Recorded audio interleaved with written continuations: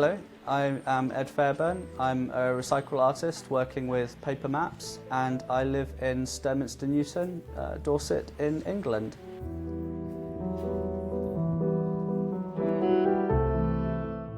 I started working with maps in 2012, about 10 years ago now. I always had an interest in different surfaces and different contexts for which my work could exist within. So I think just drawing on things like plain paper and working with blank canvases, that kind of thing, it didn't interest me as much as working with pre-existing surfaces.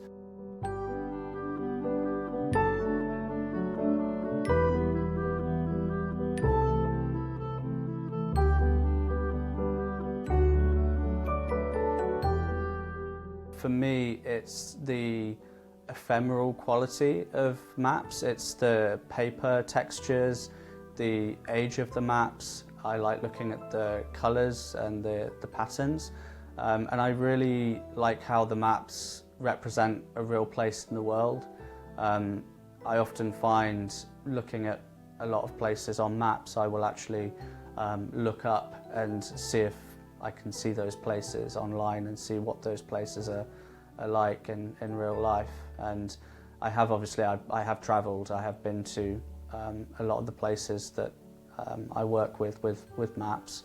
I think it's more a love of collecting things that are tangible, physical things on paper.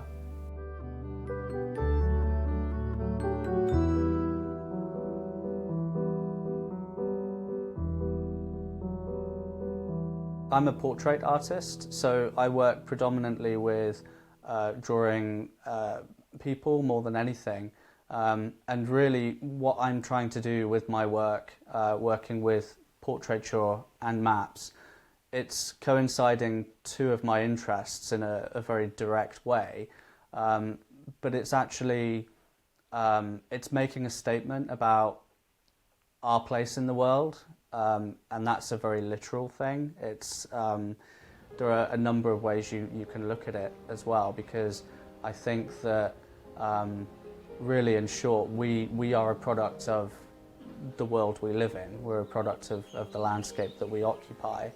And I think that we can shape the world in the way that the world shapes us. I think it's a two-way thing. So what I do with maps is, with the portraits and the maps, I'm basically creating that kind of statement, if you like, but it's really just a cue for people to think about that.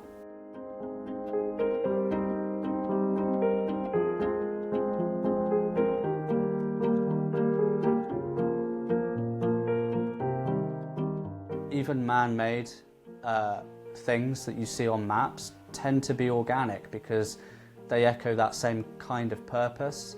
Maybe to give an example, you know, roads are like arteries. They're moving things from one place to another. A vehicle following a road, it's going from one city to another city. That's like blood moving around organs in the body. So really the theme of my artwork is anything organic over those organic languages, because the two go hand in hand.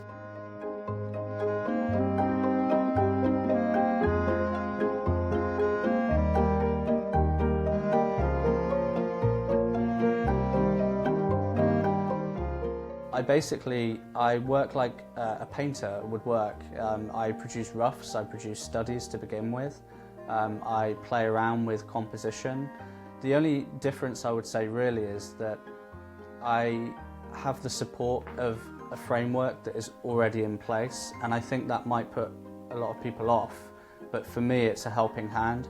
I get really scared now of blank paper or blank canvas, because you know, you can kind of start anywhere, and I'd never know where to start with that now. So with maps, there are things already there that I have to kind of follow, really, if you like. So that's the kind of composition that I plan.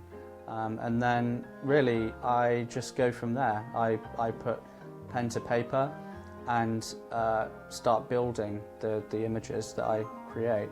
And that can be quite difficult because, certainly at first, because all of the maps that I work with, all of the paper types, they're all different. Every map is different.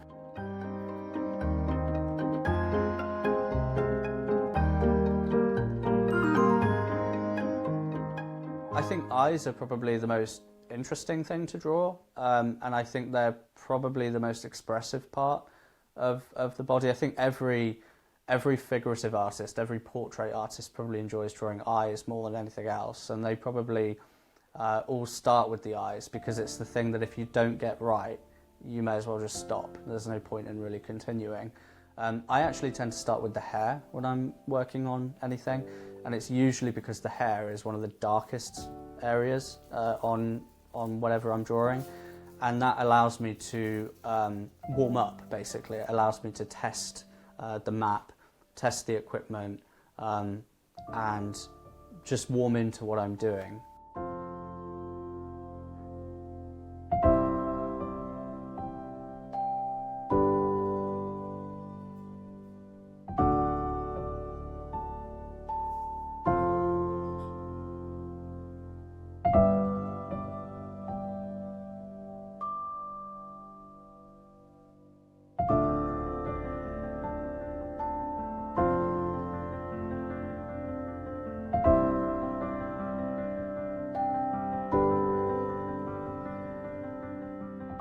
The first map that I worked with actually was a map of Germany, which I remember I bought one evening from a charity shop, and it was, I think it was 20 pence it cost me, and I'm not really sure why I bought it. It was just one of those things that I just wanted to collect, and I remember, I think the 20 pence that I spent, I sometimes think of that as possibly the best investment I ever made, not in monetary terms, because 20 pence isn't a huge amount of money to spend on something, but it's what's come of that I've really enjoyed. So I'm always collecting maps. It's something that I don't think there's going to be an end to that, so I find that quite interesting.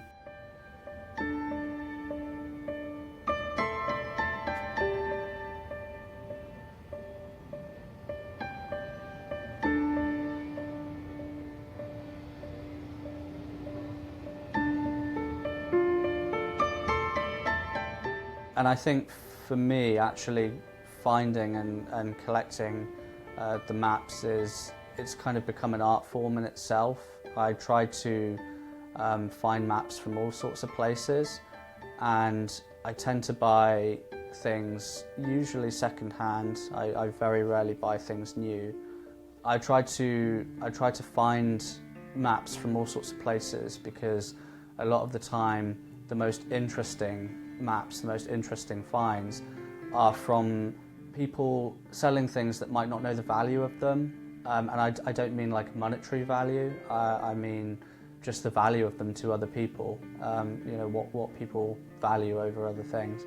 Emptying out a house, you know, maybe sadly a relative passed away and they're emptying out all the contents of the house and they find these, you know, maps of you know, maybe they worked for a town planning department or something like that.